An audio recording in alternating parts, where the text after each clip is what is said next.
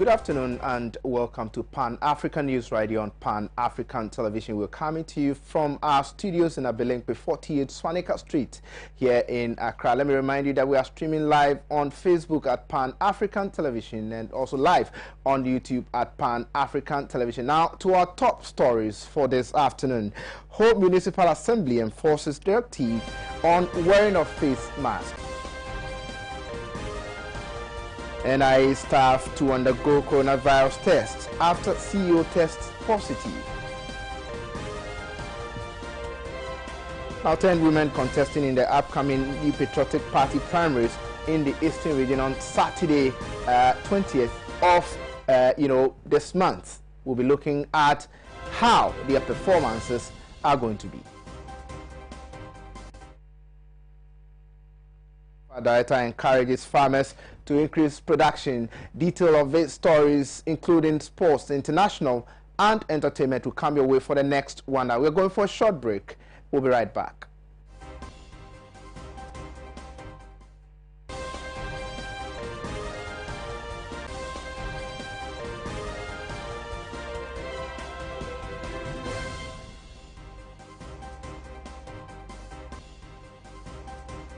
Welcome back. Now, the Home Municipal Assembly is enforcing the directive of the President, Nana Addo Dankwa Akufo-Addo, to make wearing of face masks compulsory. The Assembly has instituted a spot fine of 20 Ghana cedis against persons who are caught without nose masks in the public domain. The fine is in accordance with the current fee-fixing schedule of Assembly bylaws, a circular from the Assembly has stated. President Akufo-Addo on Sunday issued a warning that anyone found in public space without a face mask will be arrested by the police. He said the act constituted an offence and the police have been instructed to enforce this directive, which was subject of an executive instrument. Speaking during his 11th address to the country on the management of coronavirus, President Akufo-Addo said the wearing of masks was mandatory. It is important for me to remind residents of the Greater Accra and Ashanti regions, where the great majority of cases have been recorded, and in the Western and Central regions, where we're seeing an increase in infection cases, to continue to adhere strictly to the social distancing and enhanced hygiene protocols announced. With the doctors and scientists telling us that the virus is transmitted from human contact through talking, singing, coughing, and sneezing, which results in sending droplets of the virus from one person to another. Residents of these 4 regions, and indeed all Ghanaians, must remember that the wearing of masks is now mandatory. Leaving our homes without a face mask or face covering on is an offense. The police have been instructed to enforce this directive, which is the subject of an executive instrument.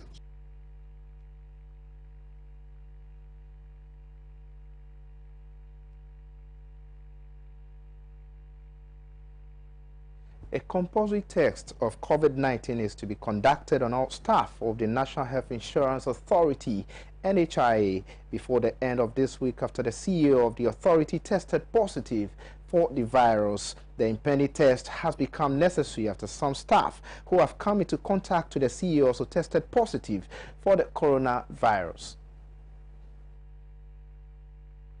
The Chief Executive Officer of the National Health Insurance Authority, Dr. Lydia Selby, tested positive for the disease.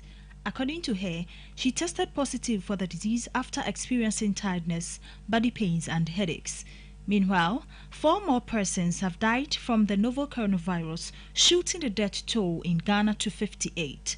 Addressing a press conference in Accra, the Director General of the Ghana Health Service, Dr. Patrick Abuaji-Kuma, announced that a total of 229 new cases have been recorded as of June 15, 2020, pushing the total number of confirmed cases to 12,193. Of our new cases, 70 were from the Ashanti region, followed by the Central region with 42 cases, and then 34 cases in the Savannah region.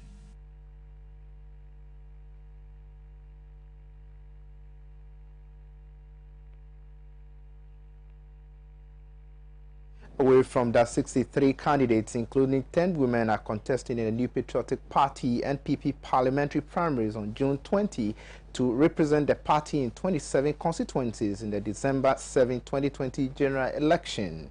The 63 candidates were cleared by the vetting committee and upheld by the National Executive Committee out of 29 aspirants who filed their nominations for consideration to contest. 4 out of the 10 women are sitting members of parliament, with 2 of them going unopposed. They are Mrs. Abna Osei Asare, MP for Etiwa East and Deputy Finance Minister, and Mrs. Nana Dokuya Asiama Eji, MP Ekropon and the Deputy Information Minister. However, Mrs. Gifty Chum Ampofo, Ebuakwa North MP and Deputy Minister of Education, and Mrs. Mercy Edujemfi, MP of Akwetia, are being contested.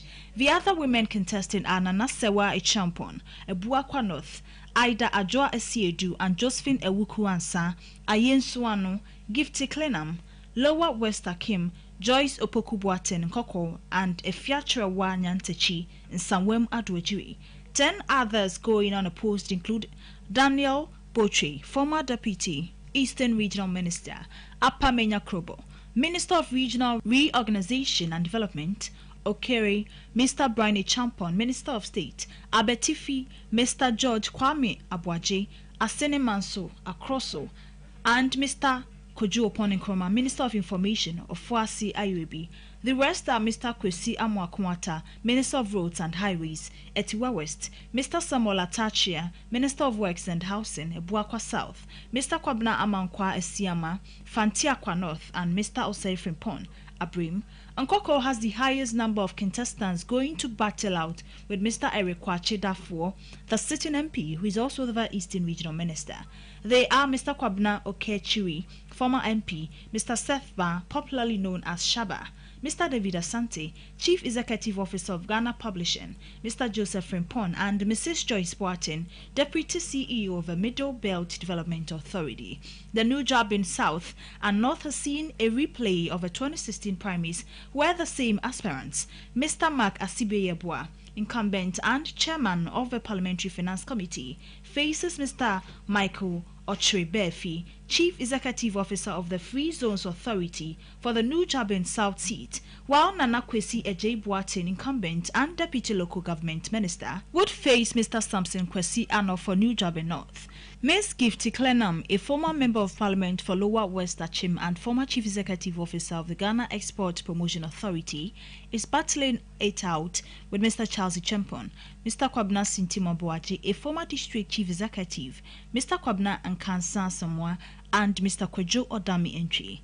Ms. Mercy Edujemfi, popularly known as Amase, faces 3 men, Mr. Bernard Oredu Donko, Mr. Ernest Kumi, and Mr. Robert Boateng Ampre Chum for the Akwetia seat, while Mr. Frank Anodompre, incumbent, was facing Mr. David Edu Tutu and Ms. Efuachrewa Nyantechi for the Nsawem Adwejiri seat.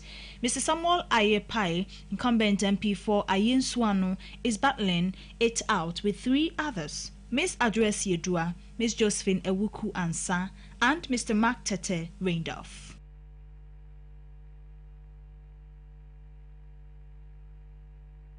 The Executive Director of the African Center for Health Research Policy and Analysis, Dr. Thomas Winsome Anaba, has expressed fear over registration of eligible voters due to the COVID-19 pandemic. In an interaction with our news team, the health expert cited reasons for his take on the exceedingly worrying, controversial issue.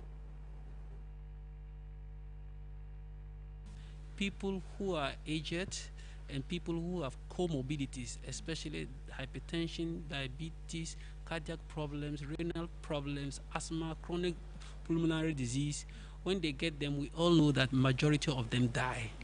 So if a proportion of Ghanaians who are aged have these comorbidities, and about 10 to 12% of the population of voters are the aged and those who have comorbidity.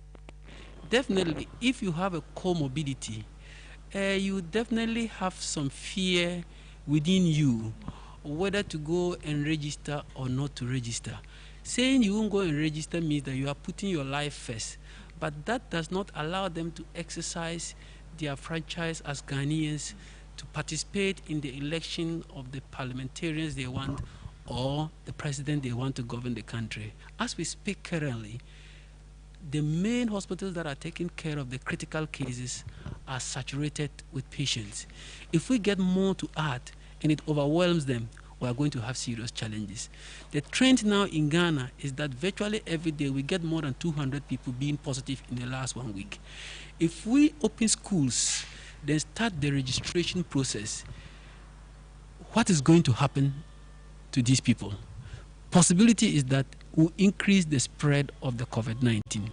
So I reason with all those who say they won't go and register simply because they stand the risk of contracting the disease and they also stand a higher risk of dying.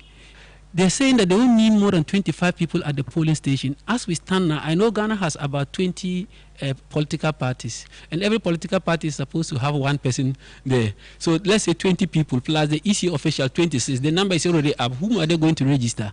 I think these measures, we have put them in various places, and the disease is still spreading.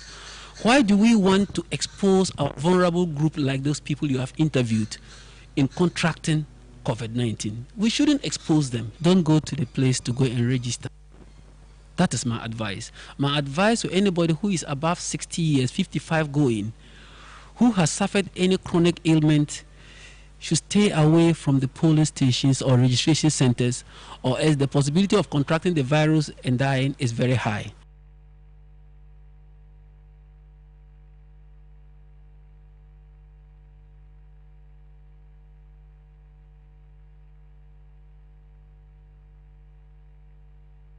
The Electoral Commission EC will on Thursday, June 18, 2020, exhibit and pilot some of its biometric registration devices that will be used for the planned voters registration exercise.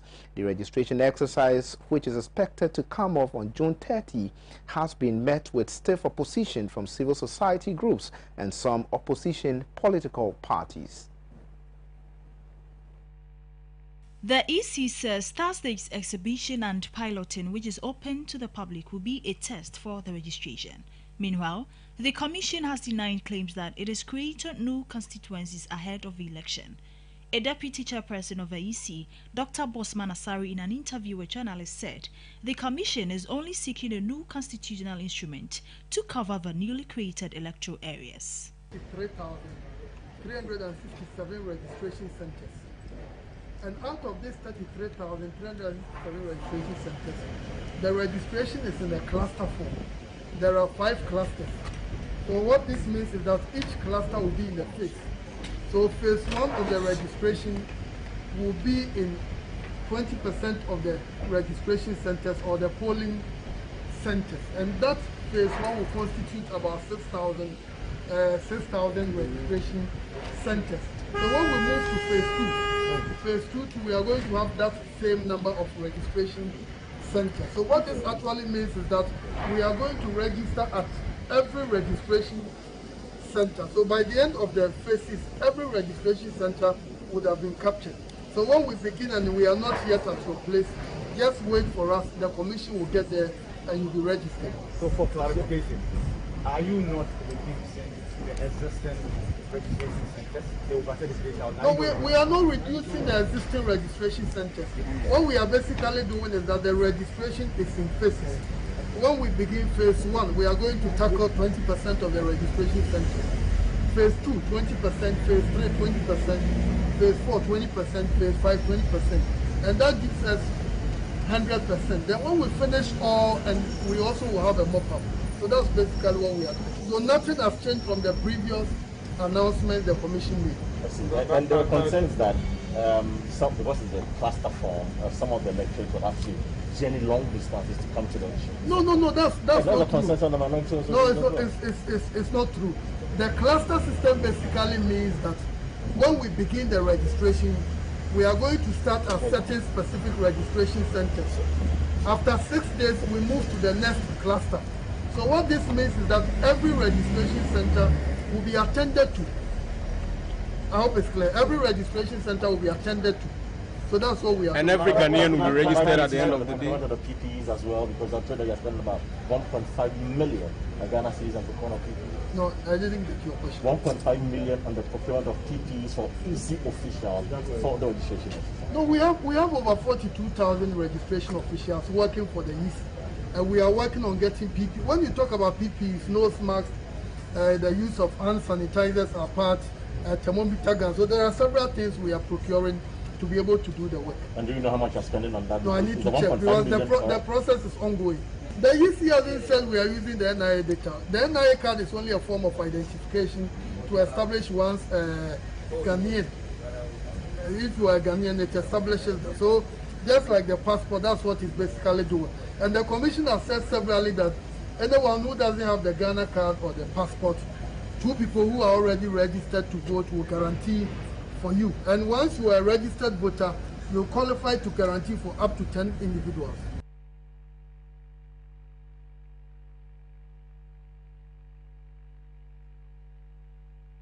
Meanwhile, minority in Parliament has once again condemned the Electoral Commission's stance on the compilation of new voters' register. Addressing the media after members of the minority met the EC chair, leader of the side, Haruna Idrisu, described her as lacking understanding on essence of data synchronization and harmonization.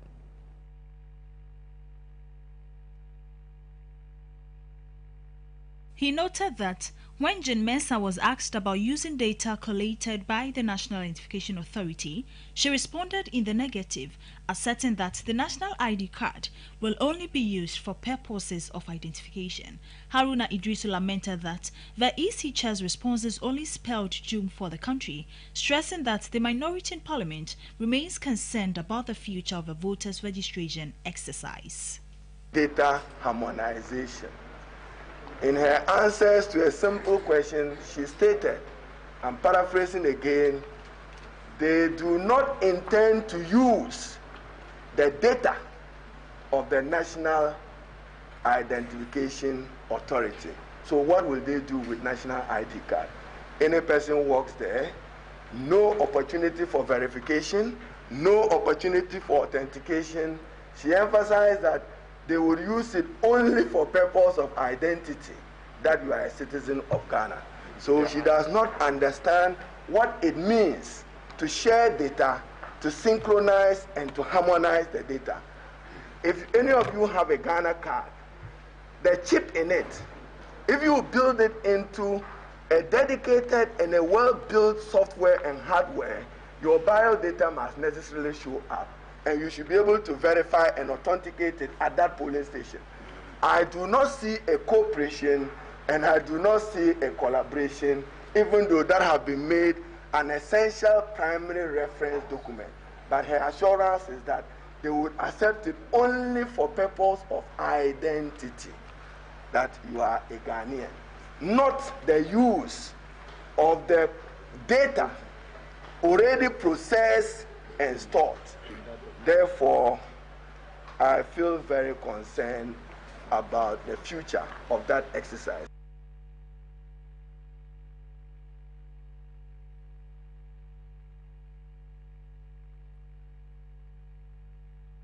Still on the Electoral Commission, Ghanaians have expressed mixed reactions to the Electoral Commission's statement that there will be no room for transfer of votes in the 2020 elections. The road to the 2020 general election has been fraught with a number of controversies. The elections management body has been hit with legal suit challenging the authorities' decision to come up with a new voters register. In less than 6 months, electorates will be heading to the polls to decide who rules the country for the next 4 years. Virus now, and the risks that you take. Nobody can travel and go to anywhere. So because of that, you stay in your homes. No votes. Simple. Stay in your home and be safe. No transfer, no votes. The EC is challenged because people are suspicious of what will happen next when people are allowed to transfer their votes. You know, people can come in with all sorts of allegations and practices that will not merit a clean election. So I think I will go for the EC. If you want to be part of the game, then probably you should respect the rules and regulations associated with it. If you are, and he is the referee, this is what he has brought. So let us respect it. I don't really see anything wrong about what the EC is saying, because to me, I believe they are making sure that there will not be any double registration and any other kind of registration. That's why they are saying they will not allow, or they wouldn't allow any transfer of the registration. I think the EC should allow the government. I think the president himself must give that opportunity for those whose votes are far away to transfer their votes so that they can vote, because if the EC or the government is not allowing us to transfer our vote to vote, then it will be some kind of a partial thing that they are doing as of now. They say we can't transfer it. I don't know what I'm going to do about it. Or what they will say is what, that's what we take.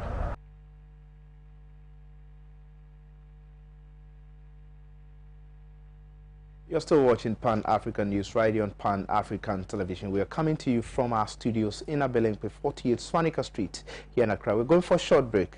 We're back with some more stories.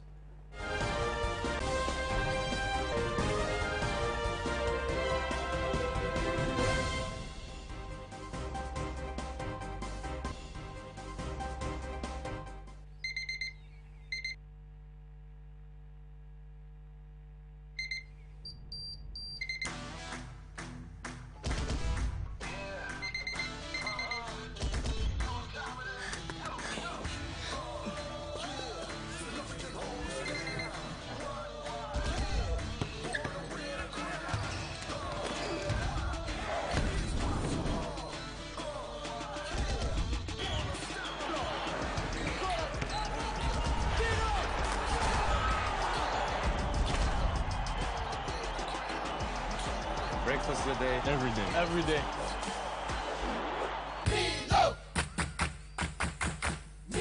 Nestle. Good food, good life. This advertisement has been vetted and approved by the FDA.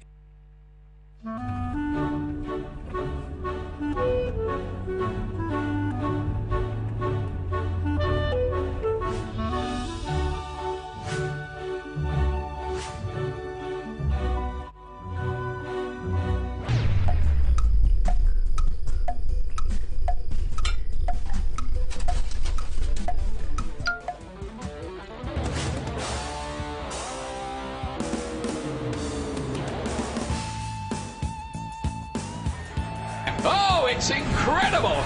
Bang on target!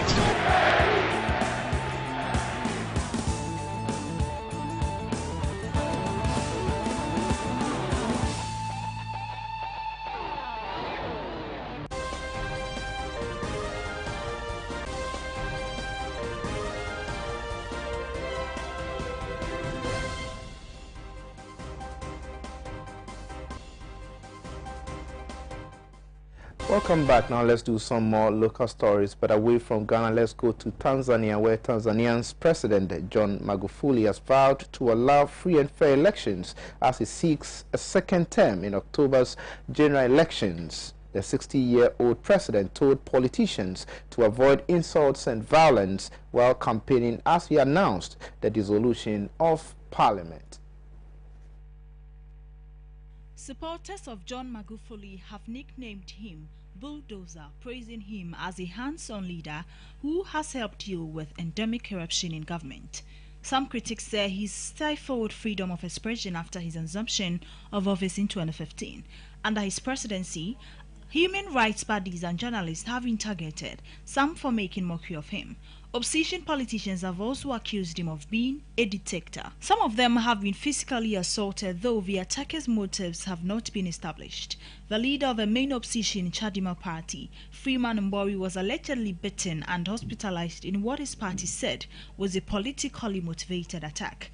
Despite focusing on the general election, a cloud of uncertainty hangs over Tanzania because of its handling of the COVID-19 pandemic, which President Magufuli has waged an all-out war against.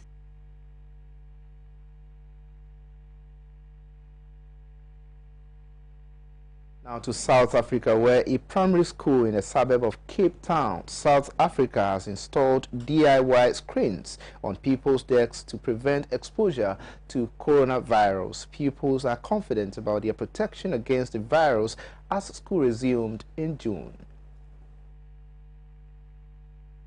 A 13-year-old learner, Michael Rosvijo, was excited with the device of its protective nature and hoped that the shields will keep his peers safe. Group screen so they can protect us. It's very well because they protect us the person at the back, so when he coughs he can't cough exactly towards me, so I can be protected. According to an educator at the Dr. G.J. Joubert Primary School, Angus Hetley, the poor observance of social distancing and the size of classes necessitated a quick solution to the problem after help from a teacher. The classes is too small and social distancing is a big problem. How are we going to keep the kids safe and the teachers? And then we came up with a solution. I came up with this thought and said, look, I've got a lot of planks at home. I will make you frames for the classes. So we use wood that we picked up, the plastic we had from one of our teachers. Principal of Dr. G.J. Joubert Primary School, Martin Lukes, applauded his staff for devising ways of ensuring safety of both children and teachers, despite the unavailability of money. We have to think out of the box, especially because of the reason that we don't have much money. And I'm very proud of them because I thought about this thing to do. And the seals would keep the children safe, would keep the teachers safe, and it is cost effective. The government had originally intended to reopen schools on June 1, but postponed this to June 8 to enable schools better prepare for pupil safety. About 95% of schools had reopened in a country most affected by the pandemic in Africa.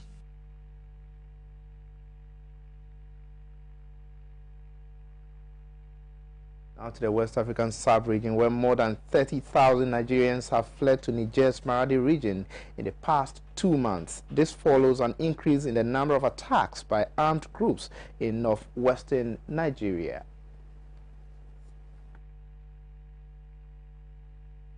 The United Nations High Commission for Refugees said those who fled were allowed to seek refuge in Niger despite border closures to curb the COVID-19 outbreak.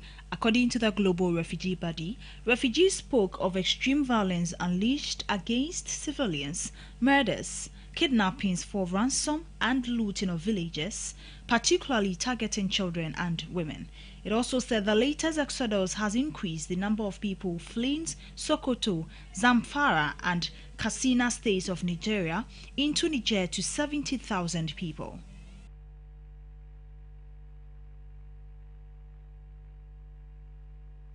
Now, arid drivers in Algeria have demonstrated at the headquarters of the National Union of Taxi Drivers in Algiers against conditions of resumption of operations. The government authorized the resumption of urban transport services last week.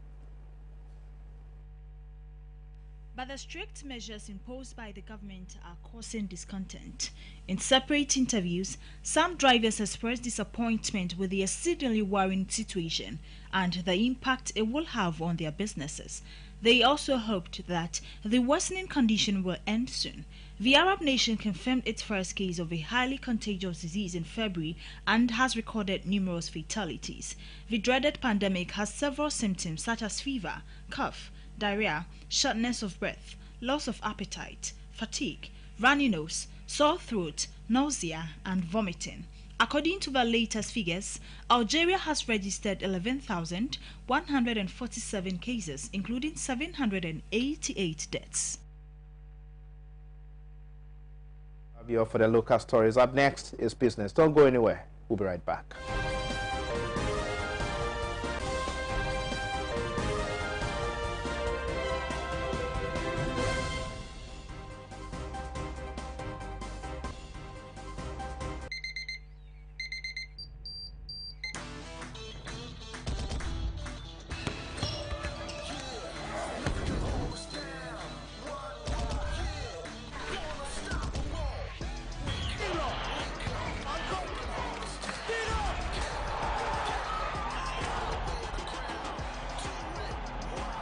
Breakfast of the day, every day. Nestle. Good food, good life. This advertisement has been vetted and approved by the FDA.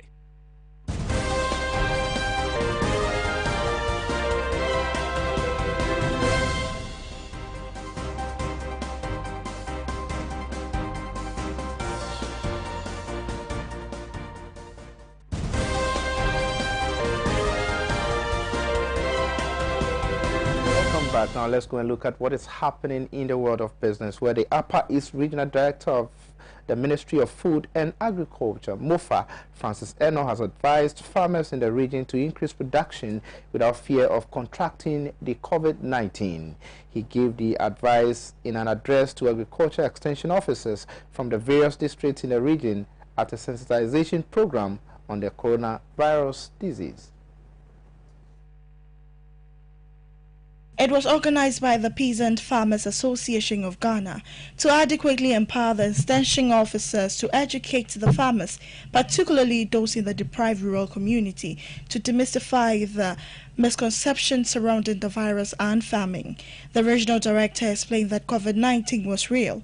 However, it was not an excuse not to engage in farming, as it could be done with strictly adherence to the precautionary and safety protocols.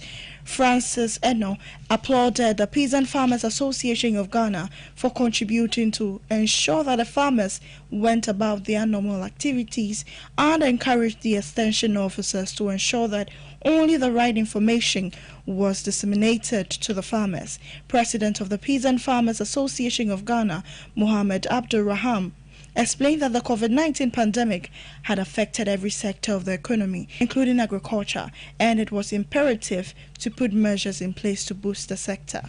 He said sanitization program was part of the effort to allay the fears of farmers, especially smallholder farmers, to achieve sustainable agriculture production even in the midst of pandemic. He expressed optimism that with the knowledge acquired, farmers would be able to engage in farming activities without contracting the infectious disease. The association also presented some personal protective equipment, PPE, including masks and alcohol-based hand sanitizer, as well as hygiene materials such as Veronica bucket, soap, among others, to the extension officers to be positioned at the various district offices to ensure safety.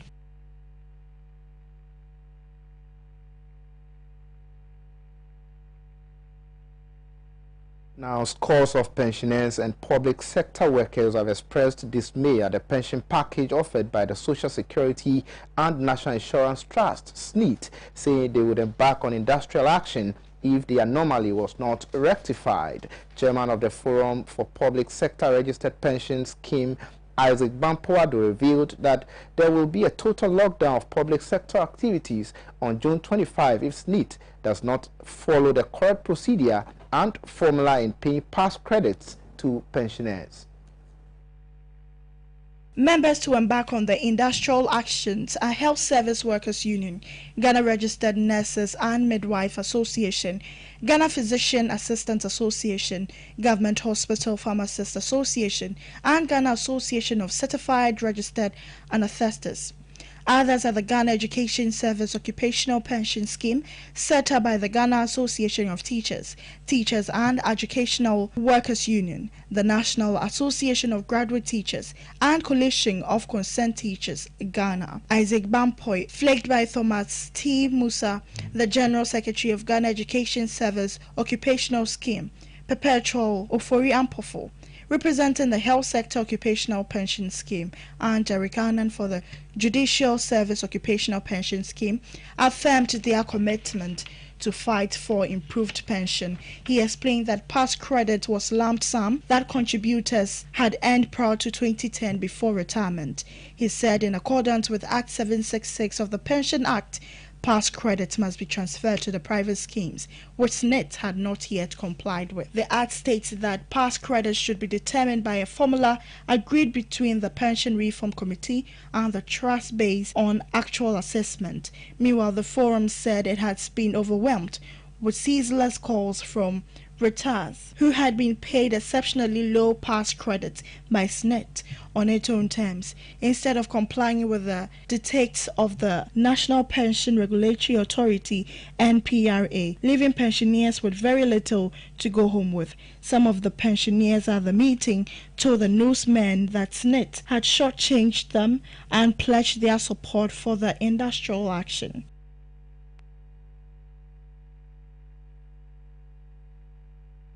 That's all for business. We'll be back with international news.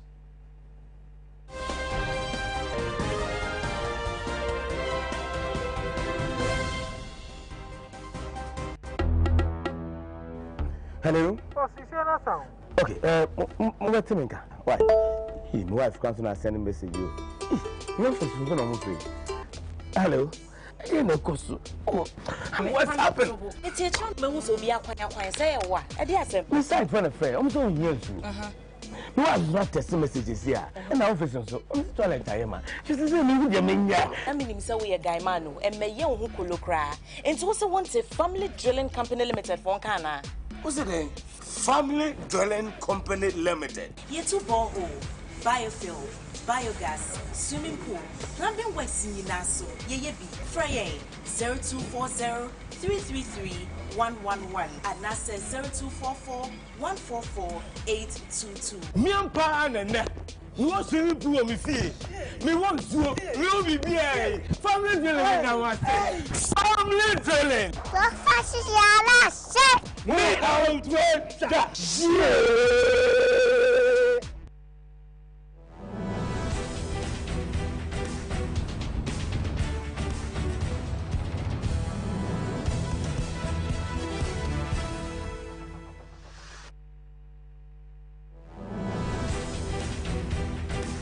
Welcome back. Now let's do some stories from our international partners. People's Dispatch. The establishment parties in the Irish Republic, the Fine Gael and Fianna Fáil, along with the Green Party, have struck a deal to form a new government by thwarting the mandate of the general elections held on February 8, 2020, which is considered as a verdict against the 100-year-old rule by institutional parties in the country. The parliamentary parties of the Fianna Fáil, Fine Gael and the Green Party endorsed the program for government deal on Monday, right?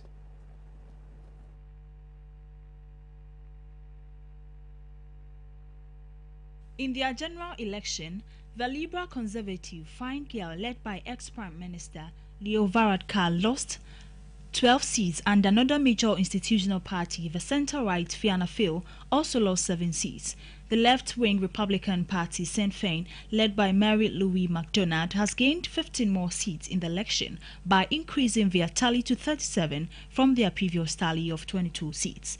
According to reports, with a new deal, the Fianna Fáil, led by Michael Martin, Fine Gael, and the Green Party, led by Eamon Ryan, can leave a majority in the 160-seated Dáil Éireann lower house of the Irish Parliament. Fianna Fáil leader Michael Martin is likely to be elected as the new Prime Minister. Piers Doherty from the Sinn Féin responded that the deal between Fianna Fáil, Fine Gael and the Green Party is not the change that the people voted for. Fianna Fáil and Fine Gael cannot be trusted to deliver for families and workers or to deliver on housing, healthcare, childcare and protection of rural Ireland. Jimmy Doran from the Communist Party of Ireland has told People's Dispatch that the coalition of Fianna Fáil, Fine Gael and the Greens is a three-party, one-policy government. We only have to look at their recent history in government over the last 10 years. Their record has been austerity and the direct transfer of wealth from the working class to the ruling elites. On housing, they propose social housing, which gives profits to private builders and speculators instead of people housing. Public housing, which removes the profit element by being built by local authorities directly. They propose a cost rental model that links rents to the cost of building and maintaining the property rather than differential rents, which links rent to income. They continue the practice of selling state-owned public housing to tenants, which takes assets directly from the state and transfers it into private hands. They make vague proposal on a single-tier health system. They should be planning for an all-Ireland fully funded public health service, as the inevitability of the reunification of the country comes down the tracks. They propose carbon taxes to tackle the environmental catastrophe, making the working class pay for the pollution instead of making the polluter pay. That is big business. They talk of 2 years of stimulus followed by a period to balance the books. In everyday language, this means softening up the working class with a few consumption from the table to lower aspirations and expectations and accepts the austerity that will inevitably follow. The program for government is vague without concrete commitments. They have set up 68 reviews and 7 commissions to formulate the detail of the program. In other words, they have kicked the can down the road till they can get away with austerity. They said this government marks the end of a civil war in Ireland. There was not a civil war in Ireland, but there was a counter-revolution following the revolutionary period around the War of Independence. The victors, instead of following the democratic program of the First Deal, set about getting a bigger share of the wealth of Ireland for their class. This is 3 parties, 1 policy capitalism. He added, the trade union left forum in Ireland has also accused that the new government is a 3-party, 1 policy government.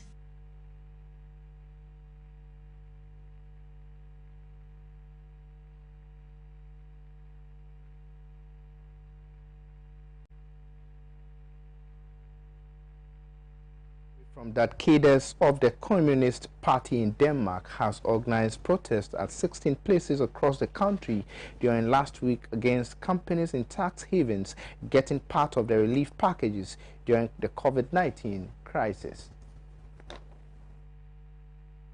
The protests have been organized in Copenhagen, Nørrebro, Østerbro, Amager, Aalborg, Holbæk, Odense, Aarhus, Kalundborg, etc., mainly in front of the companies including Lakagehuset, Babysam, Synoptic, Sportsmaster and BC Hospitality Group. Abage Darren reported that the protests have organized from June 9, Tuesday till June 13, Saturday, and the campaign was well received by the Danish people.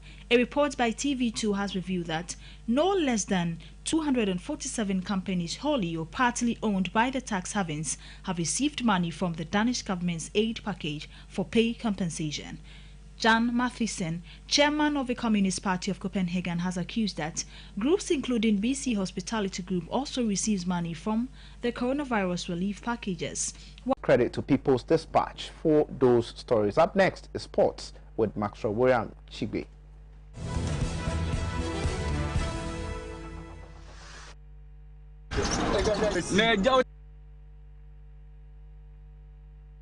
Time with the dad, do crazy was a one to make me see Mr. White. I'm you can treat you. But malaria didn't ya chins a Jakuma 2 years. So no down proker her by Mr. We see somebody say from Oirenso, Dr. Katchen say or malaria money bu ni pedrimwa. So no dank anti-ma X yare malaria ebe kokra obi wo hono ma ne yemi ye ne yanswa. So no dank gastro care hair bar mister on beton dank phyto care hair bar mister Coco ebe ye hu adwuma ma wapon waposo tutu dank extra care bar mister obenya hoden ne watimi anante make afo dank no nyina e de amamo na ebenya dwe nya bi we pharmacy shop and a herbal shop also per dank nura ye be ma obi pacho mo number ye sen 0266593330 enroi oba pemfo oba o ma akora nufo ani akora woni mfie du mienu ntinum FDA ahwehwe saa edwadie nkratwe mu agya atom se eye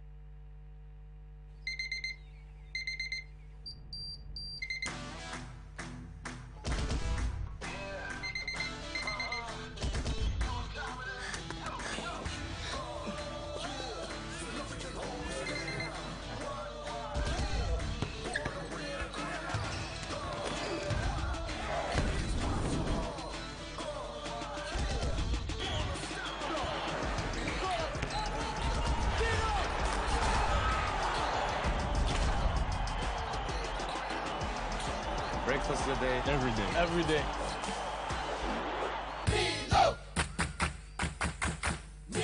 Nestle. Good food, good life. This advertisement has been vetted and approved by...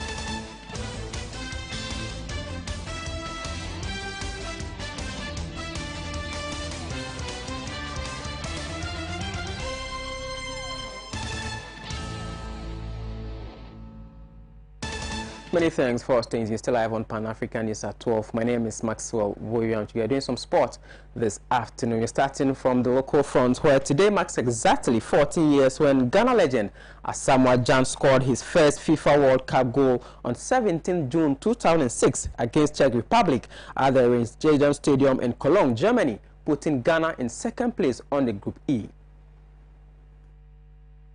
In a way, it was a tricky corner kick, very close to the goalkeeper. Asamoah Gyan's opening goal after 1 minute and 8 seconds was the fastest at the 2006 World Cup. Ghana's starting lineup was the youngest of